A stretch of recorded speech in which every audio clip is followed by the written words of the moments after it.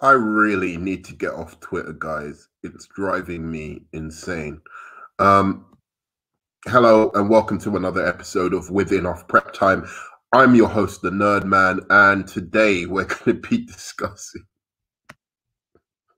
I really need to get off Twitter, honestly. I really do. But we're going to be discussing former writer for Superman and Lois. Her name is Nadria Tucker, which is a very beautiful name. And she basically complained to the CW about some. Basically, it was both a racist environment in the writers' room as well as a sexist environment. And of course, Ray Fisher came to lend support to her.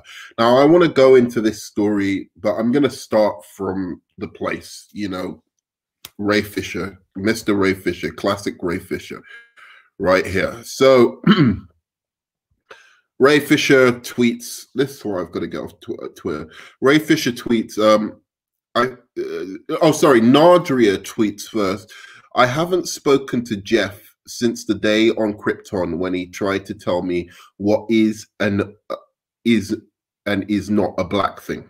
Okay, so that's where we start. So the Geoff she's referring to is Geoff Johns. Now Twitter has exploded after this text.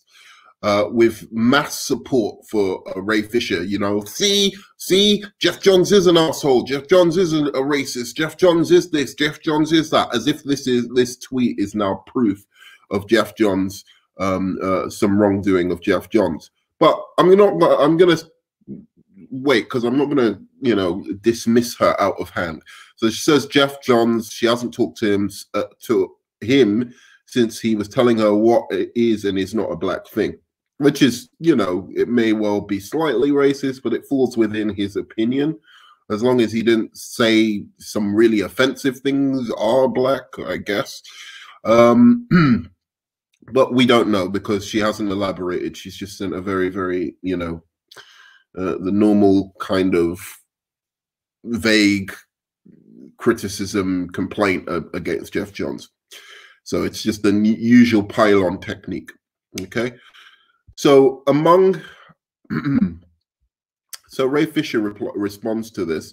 Among other things, I had to spend an inordinate amount of time explaining to Geoff why he was not the authority on how the existence of Cyborg's genitals would be perceived by the black community. Okay. That's one of the reasons Ray Fisher wants Geoff Johns to never have a career again. Because he was having a philosophical discussion with him on how black people or the black community might take, I guess, Cyborg having genitals or not. I have no fucking clue what that conversation was, but I wish I was a fly on the wall for that conversation. Okay. But I'm bringing this up because on the face of things, those two complaints aren't that bad, but they do add towards a picture that I'm not really liking about Geoff Johns, about, perhaps being racially insensitive, when discussing issues of race, right? Maybe he sounds like quite an ignorant person to me in these terms. But when we consider the source of this, and let me tell you, I want to say this right off the bat.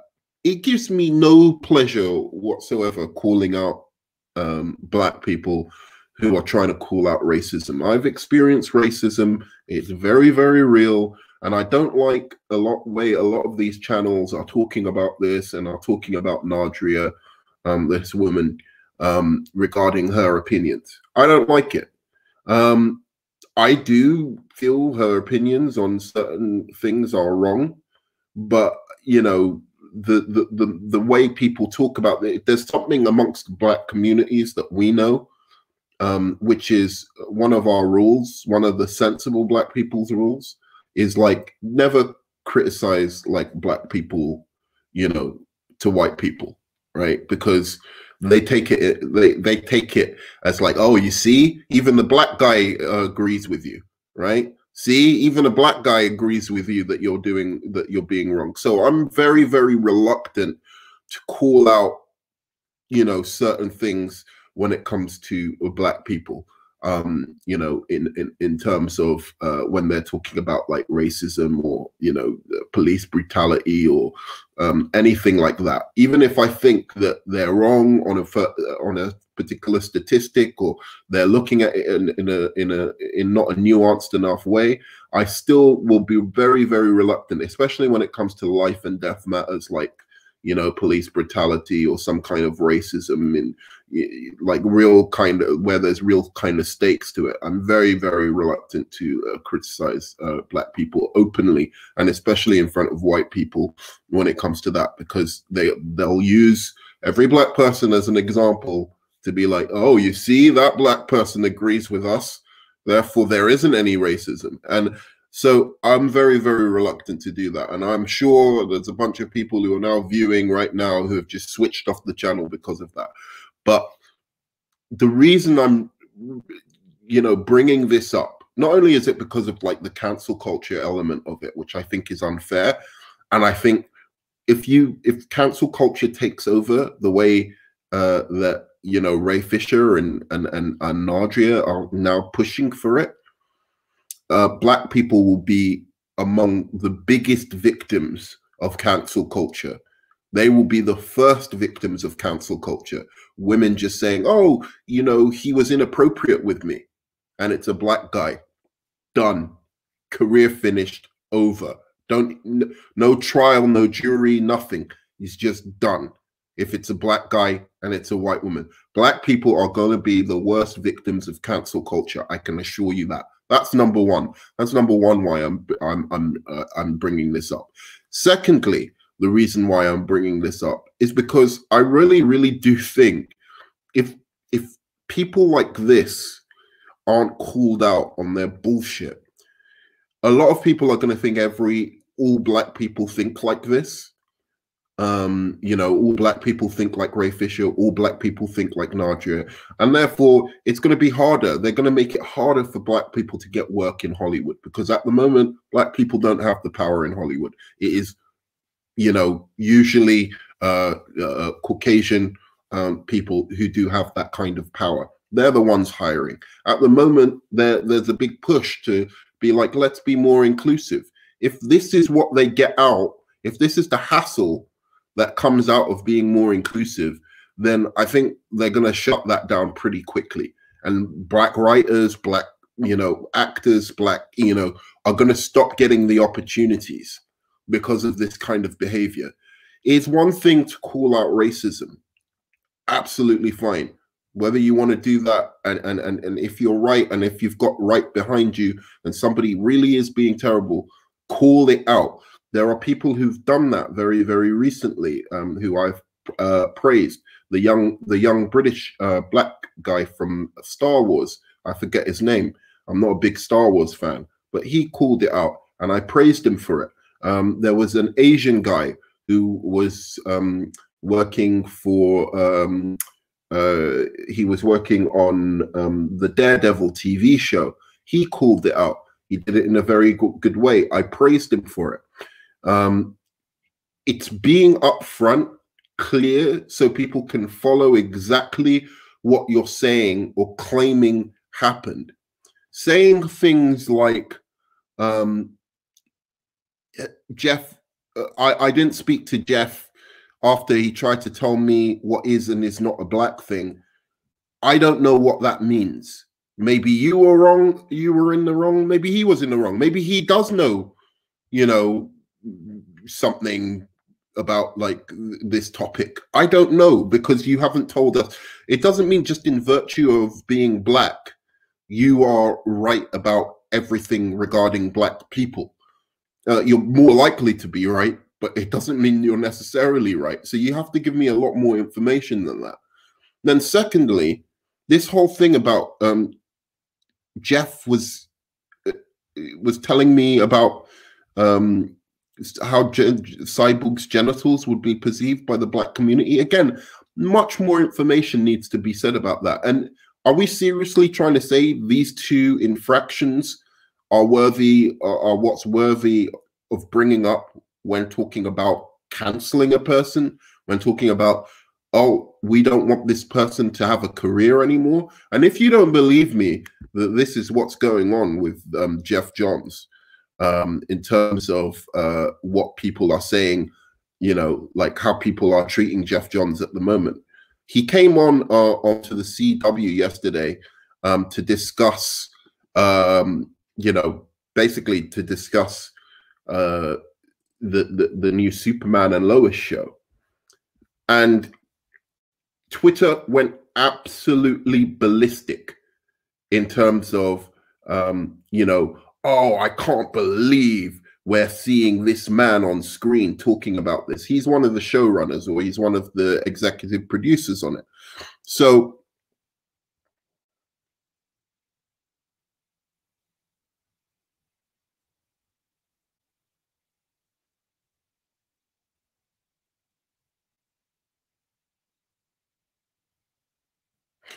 let's look at some of these just very quickly.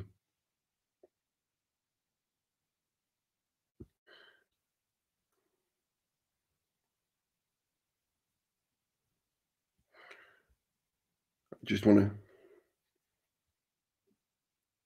So Geoff Johns involved with 2 recent projects that allowed abusive behavior and support racists, both with a lot of background drama being clearly covered. He really spares no effort on trying to leverage his TV cinema career.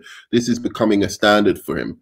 I'm truly hoping not just him, but Guggenheim and Todd as well, to step away from this show. 3 people toxic who has of this amazing show is the only hate, right? So again, and it goes on and on and on. There's more and more, you know, of why is Geoff Johns? It made me sick. I wanted to throw up seeing Geoff Johns do no actual legitimate criticisms or actionable criticisms of Geoff Johns has ever come out in this whole you know, debacle that is the Ray Fisher investigation. So using Nadria's vague statement again about what he supposedly has done to form an all-out assault on Geoff Johns is, to me, I don't understand what's going on in people's minds. I do not understand where they think this ends, that you can just make vague statements and end a person's career from vague statements. Right. There are some people defending him, actually. But for the most part, it's just pure vitriol and bile towards Geoff Johns. And so Nadria Tucker has, you know, come out and supported Ray Fisher. So I think, you know, we know Ray Fisher's character now. Ray Fisher's a character who's scorched earth. He's no forgiveness, no compromise, nothing. Okay. Which, if they've done something really bad, he shouldn't compromise, and he shouldn't, you know, he should be scorched earth. But he's yet to tell us anything that shows us that this has been the case, yet wants our support. That's where I find the hypocrisy. That's where I have the problem. I don't know why, you know, what is it? Why should I why should I turn against people just because you say so? You know, just because you say they did something bad to me. I don't know what they did to you because you won't tell me. So I can't judge them on the basis of just, you've got to believe me. I'm black, so they were racist. You know, I'm not, you know, I'm all against racism. I'm black myself. I'm all against racism. But that's where I draw the line. You don't get to just come. I would not say to you, you know, hey, if I couldn't prove it, like somebody had done something racist to me and I couldn't prove it, and I was just like, oh, he's a fucking asshole and blah, blah, blah. I won't ask you to support me unless you're like my best friend or my girlfriend or somebody who knows me enough that you know that I'm telling the truth, that you know me enough that you know that my personality, my my core character and values, so you understand that there's no way John Paul would say this unless it actually happened. But I'm not going to ask a bunch of random people to believe me who don't know me from Adam and just say, okay, you know, how do I know? Because as much as I've met racist white people, I've met a few very, not many, but a few very, very sensitive black people, or very, very sensitive people who are ethnic minorities, who, you know, a lot, you know, whether it be Muslim, you know, I've met a lot of very sensitive women, for instance, who see sexism everywhere. I've seen a few, not so many black people, but a few black people who see racism everywhere. Most black people are actually pretty fucking cool that I've met around this kind of topic. They call out racism when it's racism, and most of the time they're not even that bothered. You know, they can have a joke about race and whatever. So there's that. But I have met, like, especially like well, no, again, of all types of people. I've met people who are super sensitive about these things. I've met a lot of white people who are hugely sensitive about racism towards them and see racism towards them everywhere. I've met all types of people like that. So the fact is, Nadria and Ray Fisher could fall into this category of just people who are just incredibly sensitive. And then if you actually hear what happened to them, you just think, yeah, it's bad. And maybe there's other interpretations of it. He was just purely a sick KKK worshipping racist.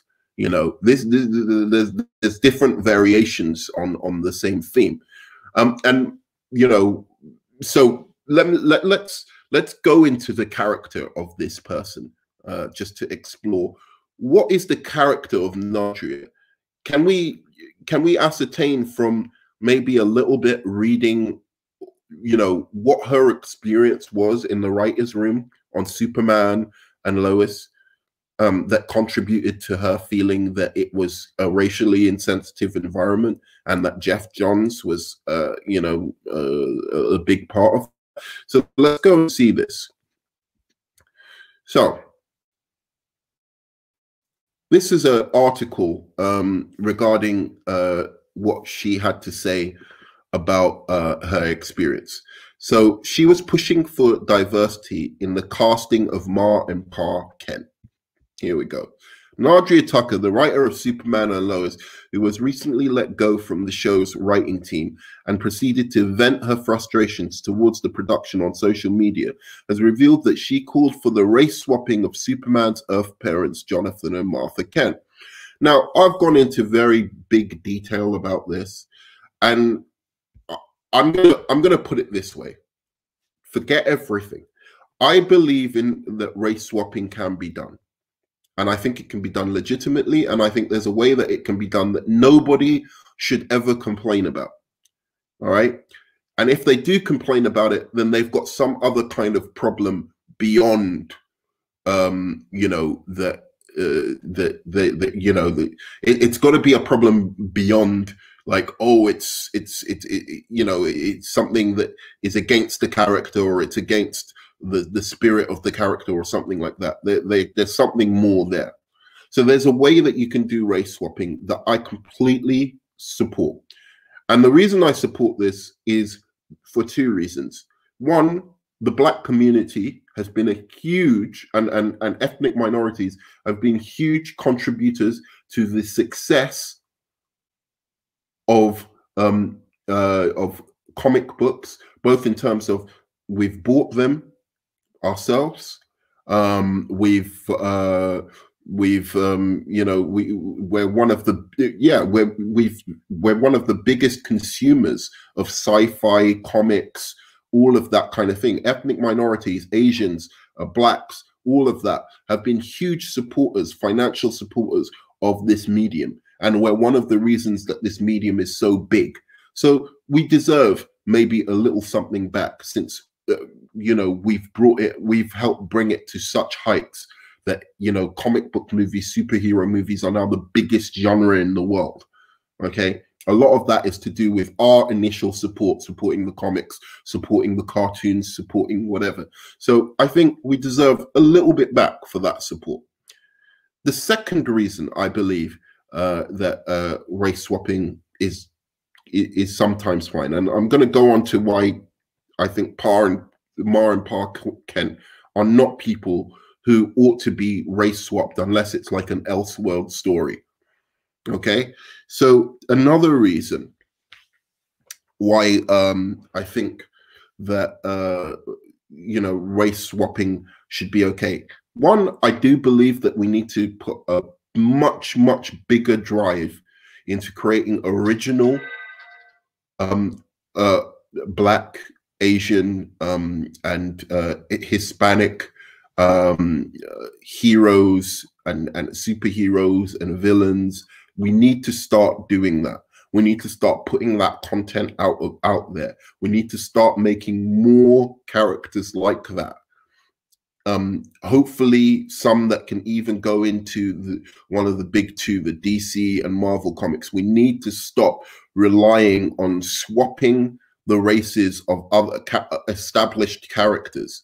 We need to make our own characters that are original Black characters that are just that are big in themselves, that in 10, 20 years will be, you know, there with the Spider-Mans and the Supermans and stuff. We need to start doing that now, much more than us race swapping characters. But in the meantime, in order for, since this is the biggest genre in the world, it's the one that gives actors and talents the biggest exposure in the world, we need to start allowing more, you know, obviously people of color to be part of these worlds. Otherwise, you're saying all of these characters, you know, all of the big characters, everyone in Spider-Man's universe is white, everyone in Superman's universe was originally white. If you say none of these characters can be, you know, race swapped, then you're basically saying Black people, Asian people, and Hispanic people are not allowed to feature in these big tentpole movies. You know, based on IPs that existed for years now. And I think that's wrong. Because if you really look at the big characters in comics, the really massive characters in comics, they're white, all of their supporting cast is white, everything is white, because they were created in the 1940s, 1960s and stuff like that. You know, there's very few Black Panthers or Vixens or anything like that, you know, that we can say, oh, well, this is an original Black character. So in the meantime, while we're creating new Black heroes, new Black, you know,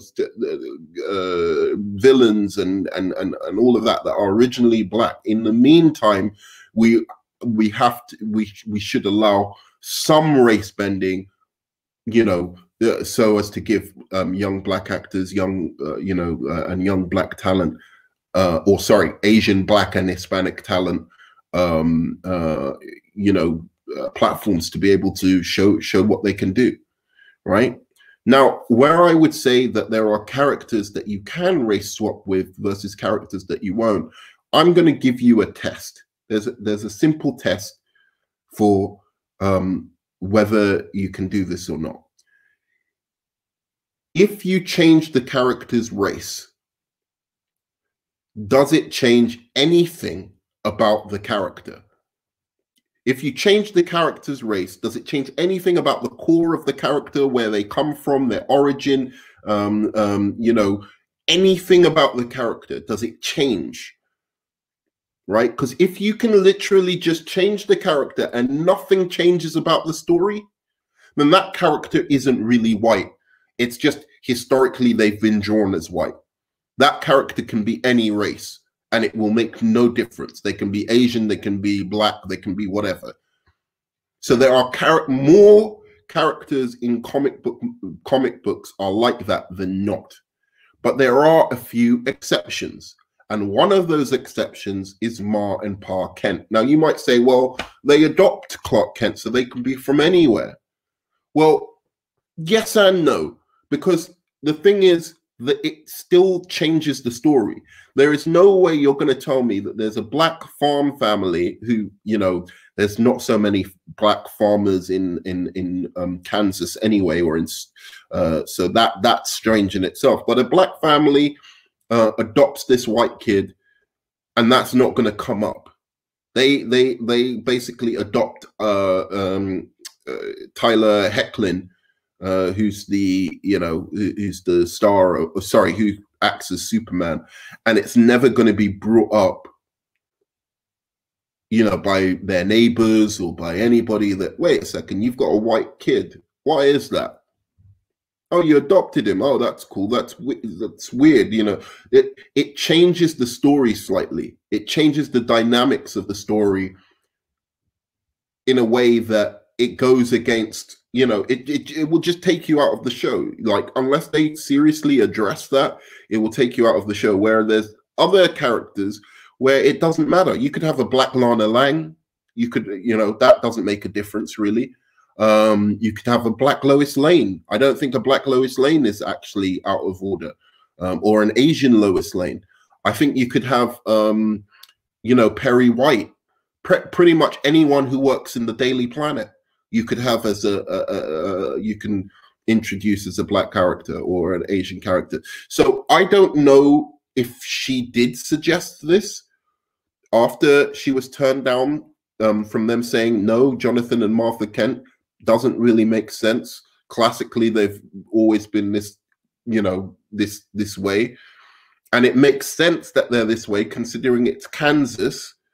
And it's, you know, the diversity in Kansas isn't that high. I'm not saying there aren't black people in Kansas, but there's many more white farmers in Kansas than there are black farmers. There's very, very few black farmers in Kansas. I haven't been there, so I don't know about the demographics so much these days.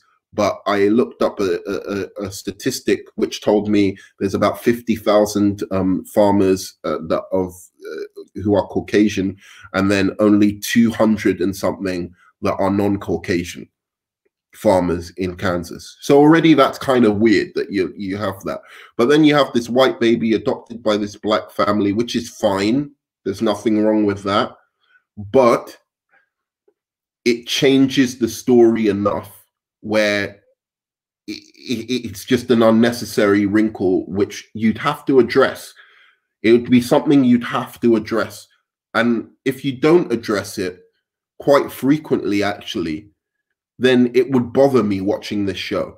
If you're just making them tokenized black characters for no reason, you're not even doing anything with it. Whereas in an Elseworld, I think that could work, especially if you do it so that Superman lands in a different community, say somewhere in Mississippi or somewhere in, you know, he lands somewhere in one of the urban cities, you know, somewhere like New York or somewhere where Brooklyn, where there's a lot of where historically there was a lot of black people living there.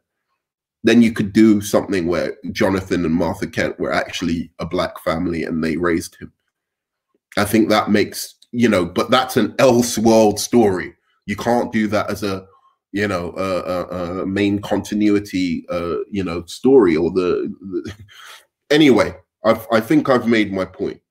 Where there's characters where you literally, if you change them, if you change the race of every, think about this.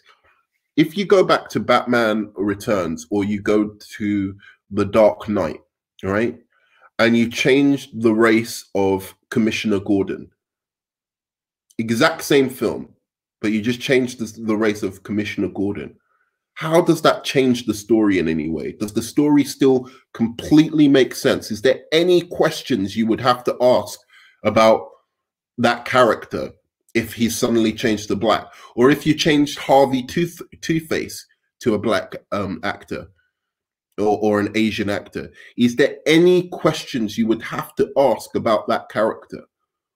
Does everything still completely make sense? No questions?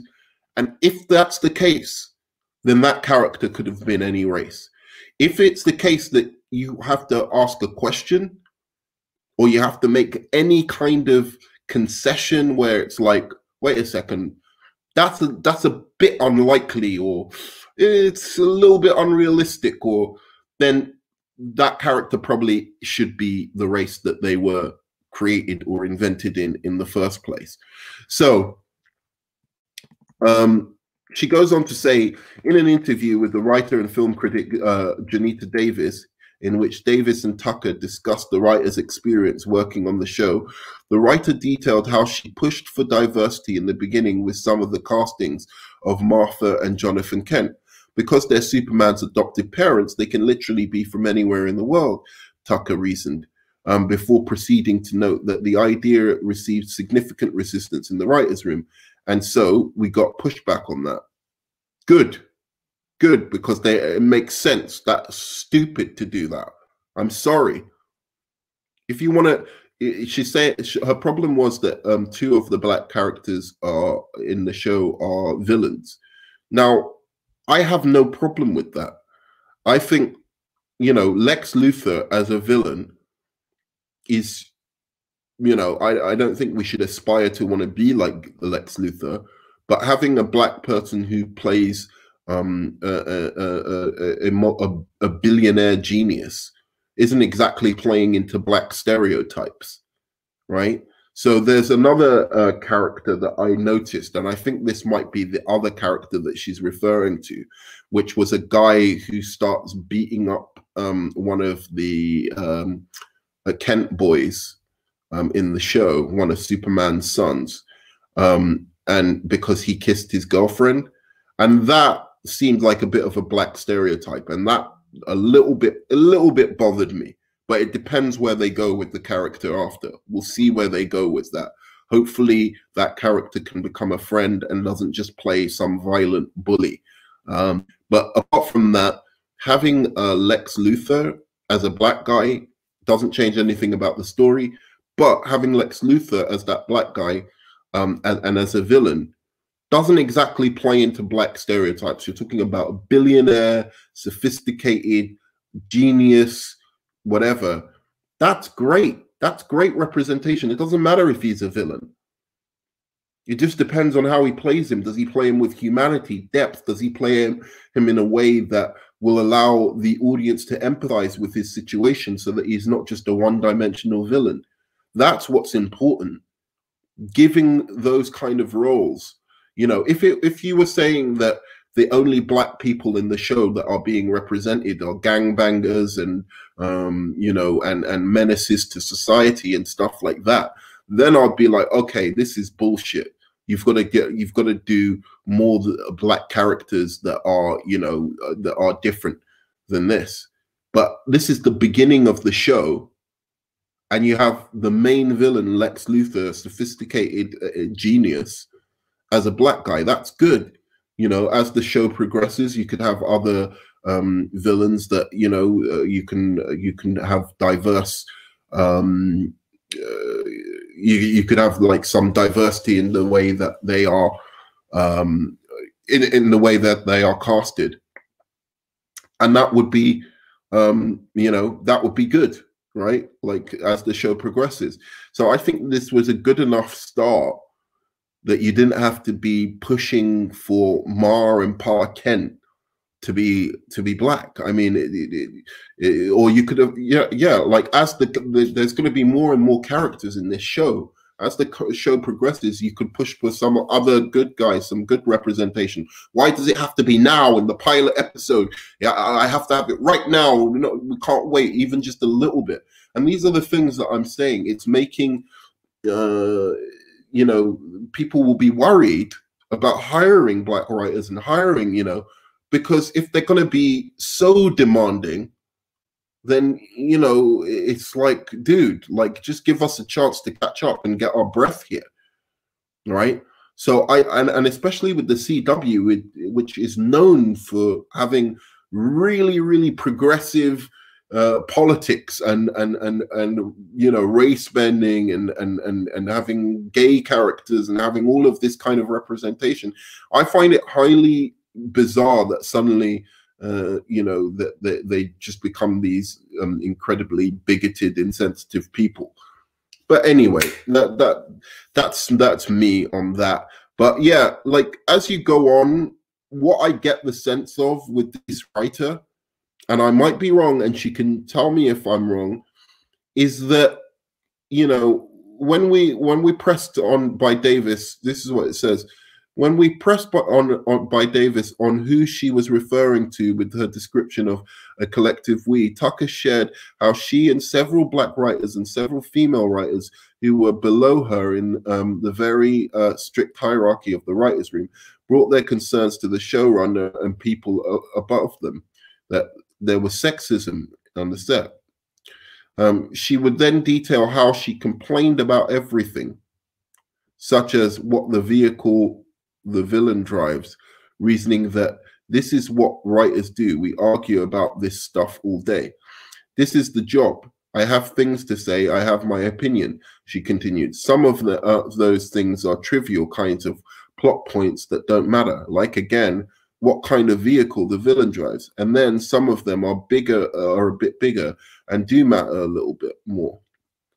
So apparently one of the scripts she wrote was subpar or something. Eventually she wrote a script, and she was trying to involve more women and more, you know, characters, you know, characters of color. And what I see here is, you know, she is correct in this, that it is a writer's job to argue the point. And if she's trying to argue that Martha and Pa Kent should be, she wanted them to be cast, you know, the casting to reflect some diversity. If that is the case, she has every right to do that as a writer.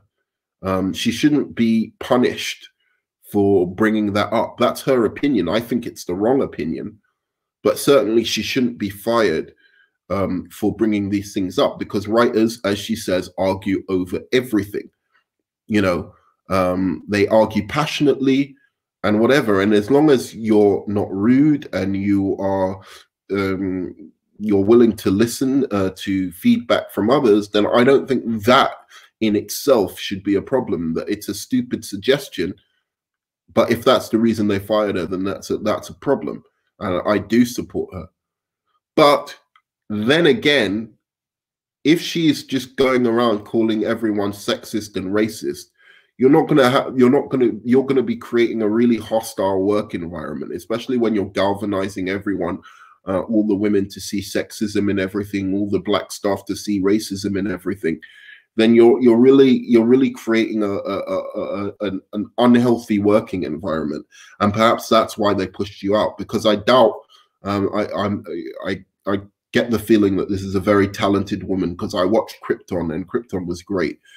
So I imagine she's very, very talented.